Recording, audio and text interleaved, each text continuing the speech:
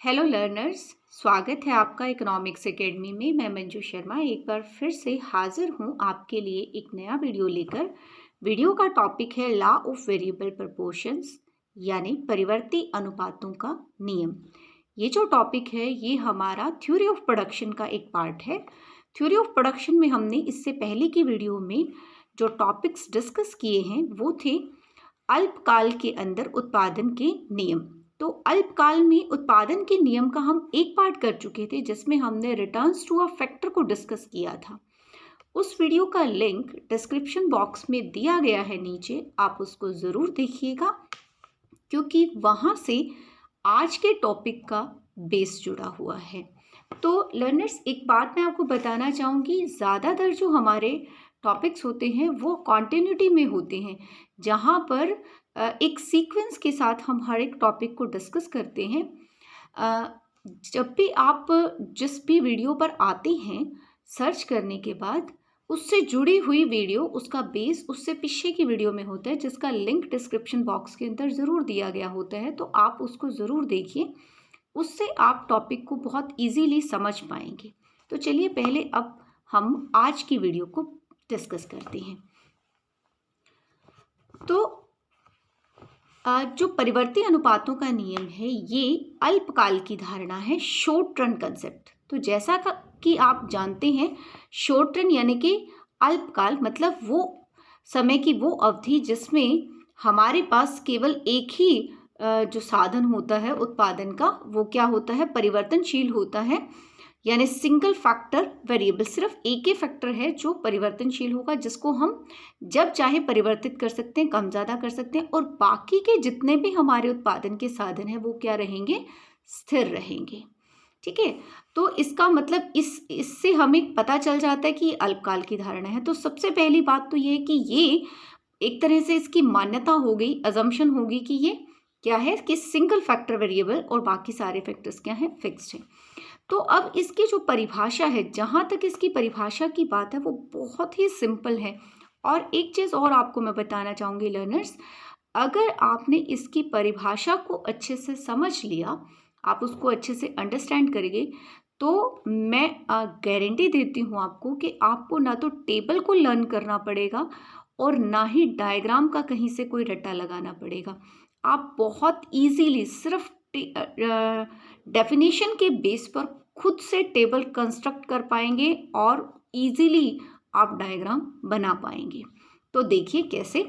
अल्पकाल में जब डेफिनेशन क्या है इसकी कि परिवर्तनशील अनुपातों के नियम के अनुसार अल्पकाल में जब स्थिर साधन के साथ, ठीक है, जो हमारा एक स्थिर साधन है उसके साथ एक परिवर्तनशील साधन की मात्रा को बढ़ाया जाता है। ठीक है, यानी उत्पादन बढ़ाने के लिए हमारे स्थिर साधन तो स्थिर हैं, हम सिर्फ परिवर्तनशील साधन को ही बढ़ा रहे हैं। तो ये नियम क्या कहता है कि कुल उत्पादन, ऐसी स्थिति में कुल उत्पादन पहले बढ़ती दर से बढ़ता है, फिर घटती दर से बढ़ता है और अंततः घटने लगता है। ठीक है, अब आप यहाँ देखिए कि पिछली वीडियो के अंदर हमने रिटर्न्स टू अ फैक्टर को डिस्कस किया था लर्नर्स, जहाँ पर हमने इंक्रीजिंग रिटर्न्स की बात की, कांस्टेंट रिटर्न्स की बात की, डिक्रीजिंग रिटर्न्स की बात की। लेकिन एक्चुअली होता क्या है कि किसी भी व्यवसाय के अंदर ऑल द टाइम, पूरे समय, ना तो कभी इंक्रीजिंग रिटर्न्स रहते हैं, ना ही पूरे समय कांस्टेंट रिटर्न्स रहते हैं, और ना ही पूरे समय डिक्रीजिंग रिटर्न्स रहते हैं। ठीक है, तो होता क्या है कि जब एक बार बिजनेस को शुरू किया जाता है, व्यवसाय को शुरू किया जाता है या उत्पादन शुरू किया जाता है, तो उस समय में इस नियम के अनुसार उत्पादन पहले बढ़ता है बढ़ती दर से, यानी इंक्रीजिंग रिटर्न्स होते हैं, फिर वो घटती दर से बढ़ने लगता है, यानी डिक्रीजिंग रिटर्न होते हैं, और एक समय ऐसा आता है अकॉर्डिंग टू दिस लॉ कि उत्पादन जो है वो घटने ही लग जाता है। तो ये परिभाषा है और इस परिभाषा से ही हम पूरा का पूरा क्वेश्चन करेंगे। मैं आपको गारंटी देती हूँ, सिर्फ इसी एक परिभाषा को आपको लर्न करना होगा इस पूरे के पूरे टॉपिक के अंदर, बाकी सब चीज़ें आप खुद से कर पाएंगे। चलिए पहले बात करते हैं इसके साथ ही अजम्पशंस की। अजम्पशंस लर्नर्स हमारी जो डेफिनेशन है उसी के अंदर है। सबसे पहली बात तो ये है ये मैंने लिखी नहीं है यहाँ पर अजम्पशन। पहली अजम्पशन हमारी ये है कि हमारा केवल एक साधन परिवर्तनशील है, बाकी सभी साधन स्थिर हैं। दूसरी चीज़ हम क्या मान करके चल रहे हैं कि जो टेक्नोलॉजी है यानी उत्पादन की तकनीक जो हम इस्तेमाल कर रहे हैं यहाँ पर, वो क्या रहेगी, स्थिर। मतलब उत्पादन की तकनीक में कोई परिवर्तन नहीं हो रहा है। साथ ही जो वेरिएबल फैक्टर है वो क्या है, उसकी सारी यूनिट्स क्या हैं, होमोजीनियस है। मतलब और यहाँ पर जो हमारा वेरिएबल फैक्टर है वो एक्चुअली क्या है, लेबर है यानी श्रम। और श्रम के समरूप होने का यानी श्रम की इकाइयों के समरूप होने का मतलब क्या है कि जितने भी श्रमिक हैं सभी एक समान कार्यकुशल हैं। ठीक है। इसके अलावा अल्पकाल की मान्यता है वो हमें पता ही है, यहाँ पर पहले से ही पता चल चुकी है। तो ये इसकी बेसिक अजम्पशंस हैं जो इसी के अंदर दी गई हैं। ठीक है। तो यहाँ पर अभी हम अपने इस क्वेश्चन के अंदर क्या लेकर के चल रहे हैं कि प्रोडक्शन फंक्शन जो है हमारा यानी उत्पादन फलन जो है उसके अंदर हमारे पास दो फैक्टर्स ऑफ प्रोडक्शन हम लेकर के चल रहे हैं। वैसे हम कह रहे हैं कि बाकी सभी स्थिर हैं, तो लेकिन हम यहाँ पर एग्जाम्पल में सिर्फ दो ही फैक्टर्स को शो कर रहे हैं, लैंड को और लेबर को, जिसमें लैंड हमारा क्या है, फिक्स्ड फैक्टर है और लेबर यानी श्रम क्या है, हमारा वेरिएबल फैक्टर है। ठीक है। तो अब देखिए कि हम बिल्कुल इस डेफिनेशन के बेस पर ही इस टेबल को कंस्ट्रक्ट करते हैं। इस पूरी टॉपिक को हम टेबल और डायग्राम की हेल्प से समझेंगे। तो देखिए टेबल को किस प्रकार से हम बनाएंगे। हम कह रहे हैं कि हमारा एक साधन तो स्थिर है, तो ये एक एक एक एक एक इस तरीके से हमने ले लिया, चाहे तो एक और ले सकते हैं। ठीक है। फिर हमारी लेबर की यूनिट्स है, यानी कि अगर हमें उत्पादन को बढ़ाना है तो उसके लिए हमें क्या करना है, श्रम की इकाइयों को ही बढ़ाएंगे। जो हमारी भूमि है वो स्थिर ही रहेगी। ठीक है। 1 2 3 4 5 6 7 8 9 हम यहाँ तक ले लेते हैं। एक बात जो है बड़ी इम्पॉर्टेंट वो ये है कि जितनी भी हमारी इकोनॉमिक्स की थियरीज हैं वो सारी की सारी कुछ अजम्पशन के ऊपर बेस्ड होती हैं, और किसी भी थियरी को समझने के लिए बहुत इम्पॉर्टेंट होता है कि हम उनकी अजम्पशन को ध्यान से समझें, क्योंकि वही उसका क्या होती है, एक तरह से स्तंभ होती हैं जिसके ऊपर कोई भी थ्योरी खड़ी होती है। अगर अजम्पशन हट गई तो थ्योरी खत्म, थ्योरी रहती नहीं है, उसके रिजल्ट्स अलग हो जाते हैं। ठीक है। तो अजम्पशंस को समझना बहुत इंपॉर्टेंट है, और अजम्पशंस इसलिए होती हैं क्योंकि ये ह्यूमन बिहेवियर की स्टडी है और उसमें अजम्पशंस लिए बिना हम कोई भी काम नहीं कर सकते हैं। तो इसलिए यहाँ पर अजम्पशंस के ऊपर ये पूरी जो हमारी थ्योरीज होती हैं इकोनॉमिक्स की वो बेस्ड होती हैं। अब देखिए अभी हमने क्या कहा परिभाषा के अंदर कि जब एक स्थिर साधन के साथ परिवर्तनशील साधन की मात्रा को बढ़ाया जाता है तो कुल उत्पादन पहले बढ़ती दर से बढ़ता है और फिर घटती दर से बढ़ता है। बढ़ती दर से बढ़ता है तो हम यहाँ पर आप कहीं से भी शुरू कर सकते हैं। मान लीजिए हम 3 से शुरू कर लेते हैं। ठीक है। आप 4 से भी कर सकते हैं, 5 से भी कर सकते हैं, कहीं से कर सकते हैं, ये आपकी मर्जी है। मतलब क्या है कि इससे पहले हम एक भी श्रमिक का इस्तेमाल नहीं कर रहे थे, तो इसका मतलब इससे पहले उत्पादन क्या था, 0। ठीक है। तो जब हमने एक श्रमिक लगाया और उत्पादन करना शुरू किया तो उत्पादन कितना बढ़ा, 3। अब हम क्या कह रहे हैं, बढ़ती दर से बढ़ता है शुरू में। ठीक है। तो हम अभी 3 बढ़ा, अगली बार हम क्या बढ़ा देते हैं, 4, यानी कितना हो गया, 7 हो गया। नेक्स्ट टाइम हम कितना इंक्रीज कर देते हैं, 5 इंक्रीज कर देते हैं, यानी कितना हो जाएगा, 12। ठीक। तो बस अब बहुत लंबे टाइम तक हम इसको बढ़ती दर से नहीं बढ़ाएंगे, क्योंकि फिर अगर बहुत लंबे टाइम तक बढ़ाएंगे तो फिर हमें घटती दर से भी दिखाना होगा, तो जो टेबल है वो बहुत लंबी हो जाएगी। इसलिए हम इसको बस यहाँ तक बढ़ती दर से लेंगे, फिर हम इसको क्या ले लेते हैं, घटती दर से। तो अभी यहाँ पर कितना इंक्रीज हुआ था, 5। अब हम कितना कर देते हैं, 4, यानी 16 हो गया। फिर कितना कर देते हैं, 3, यानी 19 हो गया। फिर 2 यानी 20 हो गया, और फिर 1 यानी 22 हो गया, और फिर 0 यानी 22 ही रहेगा, इसमें 0 प्लस करेंगे तो। ठीक है।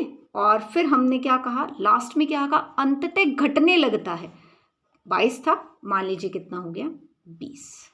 देखिए कुल उत्पादन शुरू में बढ़ रहा है बढ़ती दर से। पहले कितना बढ़ा? 3, 4 बढ़ा, फिर 5 बढ़ा, फिर बढ़ रहा है घटती दर से। बढ़ रहा है लेकिन बढ़ने की दर क्या है? घटती हुई। यहाँ 5 था ना, अब कितना बढ़ा? 4। उससे अगली बार कितना बढ़ा? 3। उससे अगली बार 2, 1, 0, -2, घटने लग गया। ठीक है। और मार्जिनल प्रोडक्ट हमारा क्या होता है? जो इसमें चेंज आया, यहां से यहां कितना चेंज था? 3। यानी जो दर हमने कही है, ये मैंने पिछली वीडियो में भी आपको बताया था कि जो टीपी में परिवर्तन की दर होती है वही हमारी क्या होती है? एमपी। इसलिए एमपी को स्लोप ऑफ टीपी भी कहा जाता है। ठीक है। कितना हो गया? 4, 5, 4, 3, यहां से यहां कितना हुआ है? 2, फिर कितना बढ़ा? 1, फिर कितना बढ़ा? क्योंकि कुछ बढ़ा ही नहीं यानी 0। अब कितना हुआ? घट गया ना उल्टा, -2। ठीक है। तो अब ये जो टेबल है हम चाहें तो इस तरीके से भी बना सकते हैं, चाहें तो हम एमपी से टीपी बना सकते हैं। ठीक है। वो भी मैं आपको बाद में बताऊंगी कि किस प्रकार से हम एमपी से टीपी बना सकते हैं। ठीक है। तो अब एमपी हमारा कैसे आया है? TPN minus TPN -1। ये पिछली वीडियो में भी मैंने आपको इसका फॉर्मूला बताया था। अब हम निकालेंगे इसमें एवरेज प्रोडक्ट, और एवरेज प्रोडक्ट हमारा कैसे आता है? जो टीपी है यानी कुल जो टोटल प्रोडक्शन है उसको हम किससे डिवाइड कर देंगे? Variable factor. वेरिएबल फैक्टर क्या है हमारा? लेबर, यानी L से डिवाइड कर देंगे हर लेवल पर। 3 को 1 से करेंगे, ये इसको 3 को 1 से करेंगे 3, 7 को 2 से करेंगे 3.5, 4 को 3 से करेंगे 4, 16 को 4 से करेंगे 4, 19 को 5 से करेंगे 3.8। ठीक है। 21 को 6 से करेंगे 3.5, 22 को 7 से करेंगे 3.1, 22 को 8 से करेंगे 2.75, और फिर 20 को 9 से करेंगे 2.2। ये हमारा क्या आ गया? Average product. तो ये टेबल हो चुकी है हमारी कंस्ट्रक्ट। ठीक है। अब हम करेंगे डायग्राम ड्रॉ। ठीक। और डायग्राम हम किस तरीके से ड्रॉ करने वाले हैं वो देखिए।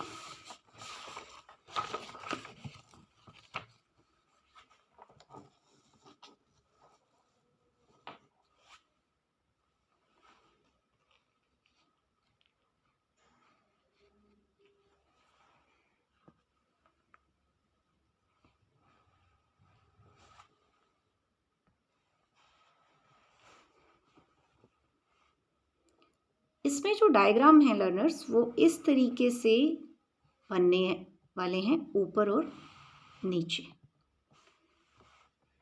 ऊपर वाले पार्ट में हम बनाएंगे, यहाँ पर हमने लेना है एक्स एक्सिस पर लेबर। ठीक है। Units of labour. और यहाँ पर हम क्या लेंगे? टीपी। और इसके नीचे वाले पार्ट के अंदर हम क्या बनाएंगे? मार्जिनल प्रोडक्ट और एवरेज प्रोडक्ट को। ठीक है। इस तरीके से ये नीचे एमपी एंड एपी, और यहाँ आ जाएंगी यूनिट्स ऑफ लेबर। ठीक है। अब देखिए हमने क्या कहा, टेबल में क्या था? स्टार्टिंग में पहले इंक्रीजिंग रेट से इंक्रीज करता है, इंक्रीज कर रहा है इंक्रीजिंग रेट से। तो जो हमारा टीपी है वो इस तरीके से ऊपर की तरफ बढ़ता हुआ आएगा, लेकिन रेट इंक्रीजिंग है। तो अगर आपने पिछली वीडियो देखी है, नहीं देखी तो ज़रूर देखिएगा, कि जब कोई कर्व इंक्रीजिंग रेट से इंक्रीज कर रहा हो तो अब यहाँ पर हमें कोई भी पॉइंट्स लेकर के बनाने की ज़रूरत नहीं है, क्योंकि वो बहुत टाइम कंज्यूमिंग होगा।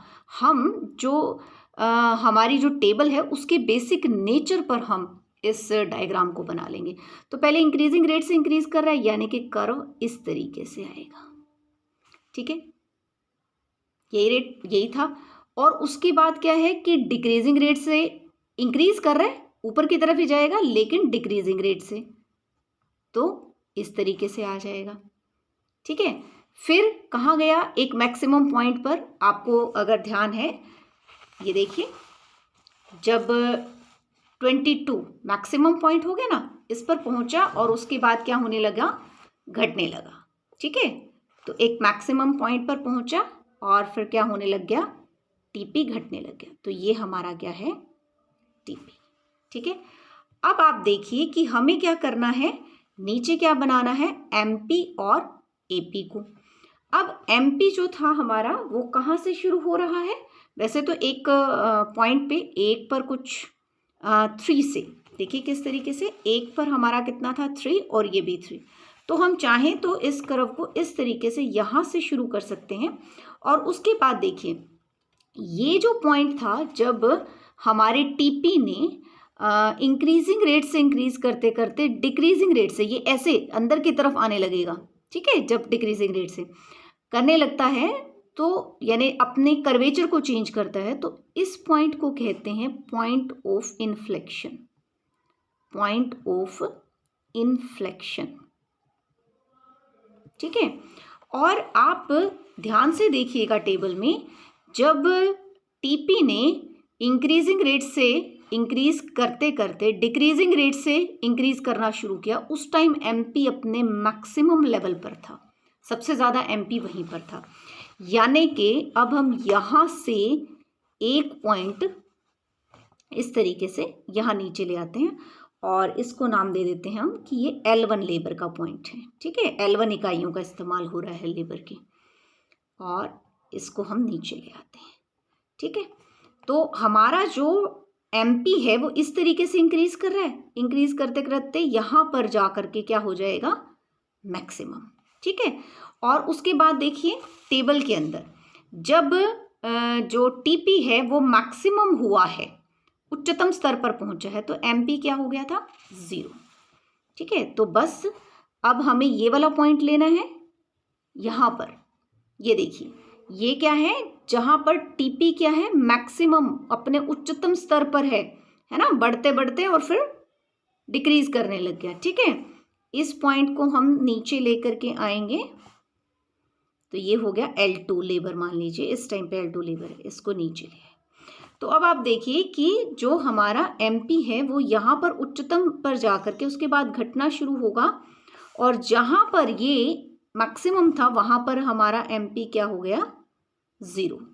ठीक है, तो ये पॉइंट क्या आ गया हमारा, एमपी 0 का पॉइंट आ गया। ठीक, और जब टीपी घटने लगा था, ये देखिए जब टीपी घटने लगा तो एमपी क्या हो गया था, माइनस। तो एमपी इस टाइम पे कहाँ निकल आएगा, नीचे निकल आएगा इस तरीके से। ये हमारा क्या आ गया, एमपी कर्व आ गया। ठीक है, अब देखिए कि अब हमें क्या करना है, इसके अंदर एपी बनाना है, और एपी को ध्यान से देखिए, इसके साथ शुरू हुआ है, लेकिन शुरू में ये क्या है, इससे नीचे देखो, ये ज़्यादा है और ये क्या है, कम, ये ज़्यादा है ये कम है। तो मतलब ये यहाँ से शुरू होगा। ठीक है, और ये भी इंक्रीज कर रहा है, और ये कहाँ तक इंक्रीज करेगा, देखो कहाँ तक इंक्रीज कर रहा है, ये जहाँ पर ये एमपी के बराबर हो गया ये, और उसके बाद इसने क्या करना शुरू कर दिया, घटना शुरू कर दिया। ये बड़े इंपॉर्टेंट पॉइंट्स हैं इसके अंदर, जब कॉम्पिटिटिव एग्जाम के अंदर क्वेश्चंस आते हैं तो इसी तरह से, जैसे नेट का एग्ज़ाम होता है या कोई और कॉम्पिटिटिव एग्ज़ाम होता है, HTET का एग्ज़ाम होता है, तो इसी तरीके से इंटरनल से बहुत बारीकी से क्वेश्चंस आते हैं। तो ये क्या है कि ये अपने अधिकतम स्तर पर किसके बराबर हो जाएगा, एमपी के बराबर हो जाएगा। मतलब हमने अपने एपी कर्व को इस तरीके से ऊपर, हाँ यस, इस तरीके से ऊपर बढ़ाते हुए लेके जाना है। जब ये इसके पास यहाँ पर हो जाएगा, उसके बाद हमने इसको क्या करना शुरू कर देना है, घटाना शुरू कर देना है इस तरीके से। ठीक है, तो देखिए कितना आसान है कि यहाँ से हम लेके गए, यहाँ तक बढ़ाया और उसके बाद हमने घटाना शुरू कर दिया, नीचे की तरफ ले आए, तो ये बन गया हमारा एपी कर्व। ठीक, और ये डायग्राम कंप्लीट हो गया। ठीक है, ये हमारा पूरा डायग्राम बन गया। तो हमें देखिए कहीं पर भी इसमें से कुछ भी रटना नहीं पड़ा, और हमारा बिल्कुल एक डेफिनेशन क्या कि जो हो, जब स्थिर साधन के साथ परिवर्तनशील साधन की मात्रा को बढ़ाया जाता है तो कुल उत्पादन पहले बढ़ती दर से बढ़ता है, और ये क्या है, इंक्रीजिंग है, एमपी। फिर घटती दर से बढ़ता है, बढ़ रहा है लेकिन घटती दर से, और हमारा एमपी क्या है, डिक्रीजिंग। फिर ये अपने अधिकतम स्तर पर पहुंचता है, एमपी क्या है, 0। फिर ये घटने लग जाता है अंततः, और एमपी क्या हो गया, नेगेटिव। ठीक है, एमपी हमारा किस में आ गया, माइनस में आ गया नीचे यहाँ पर। और जो एपी है वो यहाँ से शुरू हुआ, इंक्रीज करता गया, जहाँ पर ये अपने उच्चतम स्तर पर है, यहाँ पर एमपी और एपी दोनों क्या हो गए हैं, बराबर हो गए हैं। यानी कि एपी अपने हाईएस्ट पॉइंट पर क्या होगा, एमपी के बराबर होगा एपी। ठीक है, तो ये इसमें की पॉइंट्स हैं। जब ये टीपी मैक्सिमम होगा तो ये 0 होगा। जब ये बढ़ते बढ़ते इंक्रीज करने के बाद घटती दर से बढ़ने लगता है तो ये अपने मैक्सिमम पॉइंट पर होता है एमपी। ठीक है, तो ये है आपका लॉ ऑफ वेरिएबल प्रोपोर्शन। अब देखिए इसमें एक और इम्पॉर्टेंट चीज़ जिसके बारे में मैंने अभी तक बात नहीं की थी, क्यों, क्योंकि हम पहले इस डायग्राम को कंप्लीट करना चाहते थे, इस क्वेश्चन को कंप्लीट करना चाहते थे, फिर हम उन स्टेजेस को डिस्कस करेंगे। तो अब आप इसमें देख रहे हैं यहाँ पर इस तरीके से 3 वो बन गए हैं इसके। तो कौन कौन से 3 हैं, इसको हम कहते हैं फर्स्ट स्टेज, जिसमें कि जो एमपी है वो इंक्रीजिंग रेट से इंक्रीजिंग है, एमपी इंक्रीजिंग है, यानी कि हमारा टीपी इंक्रीजिंग रेट से इंक्रीज कर रहा है। ये सेकेंड स्टेज है, जबकि जो हमारा टीपी है वो डिक्रीजिंग रेट से डिक्रीज कर रहा है, यानी कि हमारा एमपी जो है वो डिक्रीजिंग है। और फिर जब टीपी घटने लग जाता है, डिक्रीज करने लग जाता है, ये थर्ड स्टेज है प्रोडक्शन की, उत्पादन की तीसरी श्रेणी। ठीक है, यानी जब हमारा एमपी क्या हो चुका है, नेगेटिव हो चुका है, तो ये थर्ड स्टेज है। अच्छा, एक चीज़ और है कि कुछ बुक्स के अंदर आपको जो क्या कहते हैं कि फर्स्ट स्टेज है वो इस तरीके से भी मिलेगी कि जहाँ पर जो एपी और एमपी बराबर होते हैं, कुछ जगह पर यहाँ तक फर्स्ट स्टेज को बताया जाता है। ठीक है, कि ये फर्स्ट स्टेज है यहाँ तक, मतलब कि अगर हम टीपी के बेस पर करते हैं डिवीज़न, तो इंक्रीजिंग रेट जब तक है फर्स्ट स्टेज, डिक्रीजिंग रेट है तो सेकेंड स्टेज, और ये थर्ड स्टेज। तो बस जो एक तरह से कह सकते हैं मत में भेद है, वो इस लेवल पर है कि जब हम इसके बेस पर कर रहे हैं तो ये जो फर्स्ट स्टेज है हमारी वो यहाँ से लेकर यहाँ तक फर्स्ट स्टेज है, ये वाली सेकेंड स्टेज है, और ये वाली थर्ड स्टेज है। यहाँ पर कोई कंफ्यूजन नहीं है, बस ये एक हल्की सी कंफ्यूजन है, आप चाहें तो इसको किसी भी तरीके से एक्सप्लेन कर सकते हैं।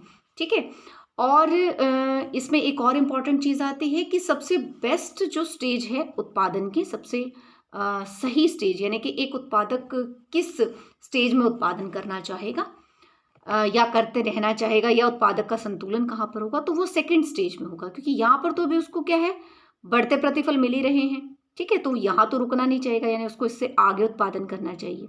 ठीक है, क्योंकि यहाँ पर भले ही घटती दर से बढ़ रहे हैं पर बढ़ तो रहे हैं, और इसके आगे उत्पादक को नहीं जाना चाहिए, जाना भी नहीं चाहेगा, क्योंकि हम किसकी बात करते हैं, रैशनल ह्यूमन बीइंग की बात करते हैं, तो वहाँ नहीं जाना चाहेगा। इट मीन्स वो कहाँ रहेगा, सेकेंड स्टेज में। तो ये बेस्ट स्टेज कही जाती है उत्पादन की। ठीक है, और यहाँ पर इस क्वेश्चन के अंदर आप देखेंगे आपके एक नहीं बल्कि 2 क्वेश्चन सोल्व हो जाते हैं। एक क्वेश्चन आपका लॉ ऑफ वेरिएबल प्रोपोर्शन का, और दूसरा क्वेश्चन आपका कौन सा है, रिलेशन बिटवीन